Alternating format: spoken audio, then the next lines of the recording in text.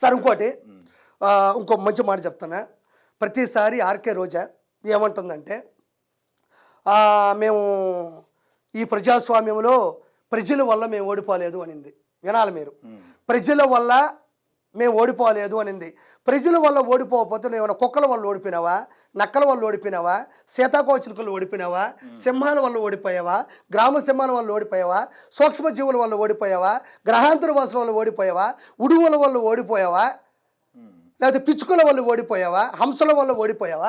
అంటే ప్రజల వల్ల నేను ఓడిపోలేదు, ప్రజల తీర్పు కాదు అన్నప్పుడు, ప్రజల తీర్పు కాదు అన్నప్పుడు నేను చెప్పిన సూక్ష్మజీవుల, జీవుల, గ్రహాంతర వాసుల ఇవన్నీ వచ్చి ఓటేసి నేను ఓడిచేసి వెళ్ళిపోయాయా? ప్రజలంతా నిద్రపోతున్నారా? ప్రజలంతా నగిరి బార్డర్ దాటి ఏ కర్ణాటక చెన్నైలో ఊరేగుతున్నారా? నగిరిలో ఉండే ప్రజలు ఓటేసి నిన్ను ఓడించరా? ఇవన్నీ వేసి నిన్ను ఓడించారా? ఒక్కటి చెప్తావు, గుర్తుపెట్టుకో. వైఎస్ఆర్సీపీ ప్రభుత్వాన్ని ఓడించింది పోలింగ్ బూతులు కాదు. వైఎస్ఆర్సీపీ ప్రభుత్వాన్ని ఓడించింది పోలింగ్ బూతులు కాదు, శ్రీరెడ్డి రోజారెడ్డి బూతులు. నేను ఆ రోజు చెప్పి ఈరోజు చెప్పా, కేవలం వైఎస్ఆర్సీపీ పతనం అవడానికి కారణం నువ్వు, నీ చెల్లెలు శ్రీరెడ్డే. అందులో నో డౌట్. మీరు ట్విన్స్. వైఎస్ఆర్సీపీ సంఖ్య నాకెచ్చడంలో మీ ట్విన్స్ పాత్ర ఎక్కువగా ఉంది. నేను ఈరోజు చెప్తున్నా, ప్రజల తీర్పు కాదు ఇది అని రోజా అంటుంది. చూడు రోజా, నేను మాట్లాడుతున్నా, ప్రజల తీర్పు ఇది కాదు అని మాట్లాడుతున్నావు కదా. ఈవీఎం ట్యాంపరింగ్లు జరిగి ఓడిపోయినాము, ఏదో చేసేసింది టీడీపీ, ఈవీఎం ట్యాంపరింగ్లు చేసేసింది అంటుంది. 2019లో మీ అన్నకి 151 వచ్చా, నేను క్వశ్చన్ అడగను.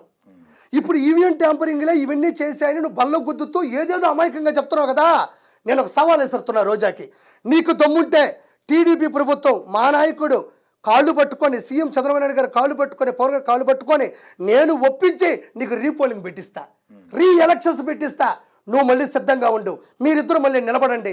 ఈసారికి ఈవీఎం ట్యాంపరింగ్లు ఉండవు సార్, ఈవీఎం ట్యాంపరింగ్లు ఉండవు.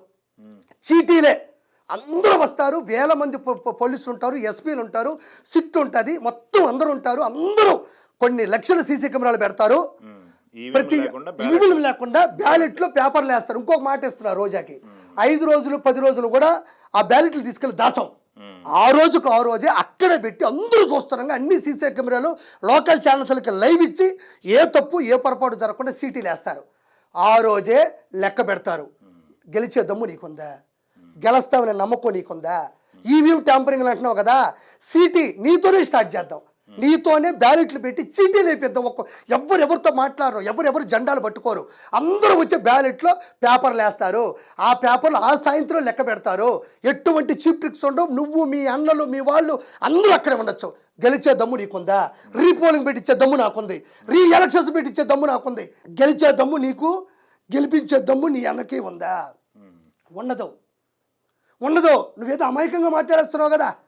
ఎలక్షన్స్లో ట్యాంపరింగ్ జరిగింది నీకు కాదు, కొడాల నాని చెప్తున్నా, వల్లభనేని వంశీ చెప్తున్నా, పేరు నానికి చెప్తున్నా, అనిల్ కుమార్ యాదవ్ చెప్తున్నా. మీ ఎంతమంది అయితే 151 మంది ఓడిపోయి మళ్ళీ ఇప్పుడు 11కి వచ్చారో, 11 మంది కాకుండా ఓడిపోయిన ప్రతి ఒక్కరికి ఇస్తున్నా. మీ దాంట్లో రీ ఎలక్షన్స్ పెడితే, రీపోలింగ్ పెడితే గెలిచే దమ్ము మీకుందా? చీటీలు రోజా, గాలివాడి ప్రకాష్ ఇట్లా చీటీలు వేస్తారు. నువ్వు నగిరిలో గెలిచే దమ్ము నీకుందా?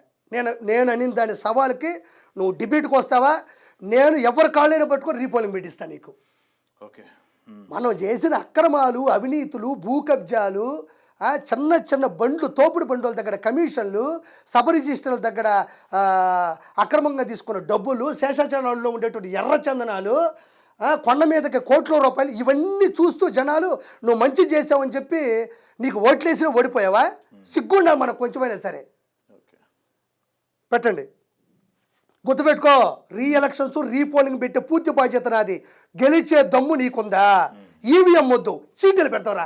సర్పంచ్ ఎన్నికలు ఎలా జరుగుతాయి ఎలా పెడతావు. నువ్వు గెలిస్తే ఎక్కడ నగిరిలో మీ అన్నని సీఎం చేసే బాధ్యత మా పార్టీది. నువ్వు ఒక్కదాన్ని గెలిస్తే చాలు, నువ్వు ఓవరాల్గా సీఎం అంతే. మీ అన్న డైరెక్ట్గా ఎక్కేస్తాడు సీటు. దమ్ముందా నీకు? 28వ తేదీనే 30వ తేదీలో వర్షాలు రాబోతున్నాయని చెప్పి వాతావరణం సమాచారం ఇవ్వడం జరిగింది. కాపాడలేకపోయారు అంటే ఇది రాష్ట్ర ప్రభుత్వం, రాష్ట్ర ముఖ్యమంత్రి వైఫల్యం కాదని నేను అడుగుతున్నాను. ఈరోజు కరకట్టు మీద ఉన్న అక్రమ కట్టడాన్ని కాపాడటం కోసమే విజయవాడని ప్రజల్ని ముంచేశారు అనటంలో నిజం లేదా అని నేను అడుగుతున్నాను. గంట ముందు ప్రజలు ఇప్పుడు గంట ముందు ప్రజలు చెప్తే అలర్ట్ అవుతుందని చెప్తుంది ఎవరు, మా ఊదుమోహన్ రోజా. నేనేమంటానంటే గంట ముందు చెప్తే యాడికి పోతారు? నేను క్వశ్చన్ అడతాను. చెప్పుంటారు ఎవరు పాపం మనుషుల్ని జగనన్నలాగా సొంత బాబాయినే గొడ్డలతో చంపేసేంత కర్కశ హృదయం చంద్రబాబు గారికి లేదు. సుధాకర్ గారు అయ్యా మాస్కులు లేవయ్యా, గవర్నమెంట్ ఆసుపత్రుల్లో ఇన్ఫెక్షన్లు వస్తుందని చెప్తే అతన్ని నీచంగా గుండు కొట్టించి రోడ్డు మీదే పిచ్చోని చేసి చంపించినంత కర్కశ హృదయం చంద్రబాబు గారికి లేదు. ఒక అమర్నాథ్ గౌడని మా అక్కని ఇలా చేస్తున్నారంటే నిలవన చంపించేంత కర్కశ హృదయము చంద్రబాబు గారికి లేదు. అదేవిధంగా డోర్ డెలివరీ చేసిన ఎమ్మెల్సీ అనంతబాబు లాగా కర్కశ హృదయం ఎవరికీ లేదు. మీలాగా బట్టలు తీసి పోటీ పడుతూ కన్యా సుకన్య లేకపోతే దువ్వాడు దువ్వేశాడు లేకపోతే ఇంకోటివి కర్కశమైన ఇలాంటి పళ్ళు ఆడవాళ్ళని దిగజార్చే పళ్ళు ఈ పార్టీలో లేవు. గంట ముందు చెప్పుంటేనంట ఒక్కసారిగా అందరి గజి ఎతకాలు తిరిగి పైకి లేపుకెళ్ళిపోతారంట. ఏ పక్క నుంచి ఉంటుందన్న ఇది? సొంత బాబాయిని చంపేస్తే కేసు ఎట్టపోయిందా? అన్నయ్య నువ్వు వెళ్ళు, మొన్న రాఖీ పండుగ వచ్చింది, రాఖీ గట్టు అన్నకి ఏం కావాలమ్మని గిఫ్ట్ అడుగుతాడు. అన్నయ్య నా దగ్గర 10 క్వశ్చన్లు ఉన్నాయి, వాటికి సమాధానం చెప్పాను, చెప్తాడో లేదో చూద్దాం. నేను ఇప్పుడు అడిగిన క్వశ్చన్కి సమాధానం రాఖీ రోజు మీ అన్నని అడిగితే సరిపోయేది కదా. ఇంతకన్నా గిఫ్ట్ ఈ ప్రపంచం నీకు ఎవడిస్తాడు అన్న అడుగు. అమర్నాథ్ గౌడ్ ఏమైపోయినాడు, ఎమ్మెల్సీ అనంతబాబు ఏం చేసినాడు, మాస్క్ అడిగితే ఆ ఎట్ట మాయమైపోయినాడు సుధాకర్ అనే వ్యక్తి. బాబాయిని గొడ్లపోటుతో నరికినా కూడా ఢిల్లీకి ఏదో అక్కడ అత్యాచారాలు ఎక్కువైపోయిన ఆంధ్రప్రదేశ్లో ఢిల్లీకి అంతమంది కోట్ల రూపాయలు ఖర్చు పెట్టుకుని ఫ్లైట్ వేసుకుని నేను అన్నని అడగొచ్చు కదా. బాబాయ్ గురించి కూడా ఢిల్లీలో అడుగన్నా బాబాయ్ ఏమైపోయినాడు అని అడగొచ్చు కదా. వాటికి సమాధానాలు ఉండదు. ఆడెవడో స్క్రిప్ట్ రాసిస్తాడు. ఈ సాక్షి రిపోర్టర్లు ఎవరో దాన్ని పట్టుకొని 4 గ్లాస్ వేసుకుని యాంగోర్లో కెమెరా పెట్టుకుంటుంది. ఈవిడ పెట్టు చిత్తశుద్ధిగా ఉన్నారనేది ఈ 5 రోజులు మీరు చూస్తే మీకే అర్థమవుతుంది. 30వ తేదీ భారీ వర్షాలు వస్తాయని కనీసం ఇది జరిగినప్పుడు సీఎం గారు పనిచేయట్లేదు, వయసు అయిపోయింది. డిప్యూటీ సీఎం గారు పంచాయతీరాజ్ శాఖ మంత్రి గారు కనీసం తన శాఖను అప్రమత్తం చేసి ప్రజల్ని కాపాడాల్సిన బాధ్యత ఉన్న ఈ రోజు 5 రోజుల వరకు ఈవిడికి మనం ఆలోచించాల్సింది ఏంటంటే ఈడ కూర్చొని సీఎం గారికి వయసు అయిపోయిందంట. వయసు అయిపోయింది అంటే వయసు అయిపోయిందని ఎవరినైతే అనిందో ఆయన మాత్రం 24 గంటలు నీళ్ళలో కూర్చొని పాపం 24 గంటలు జేసీబీలు ఎక్కి ఆడ నానా కష్టాలు పడుతూ అందరికీ సాయం చేస్తున్నాడు. వయసు అయిపోయిందని చెప్పింది చూడు పసిపిల్ల. ఇంకో ఈవిడ పసిపిల్ల. నేను పుట్టే టైంకే 40 ఉంటాయి ఈవిడికి. నేను పుట్టే టైంకే పెద్ద వయసు ఉన్న పెద్ద హీరోయిన్ ఈవిడ చిన్న పిల్ల.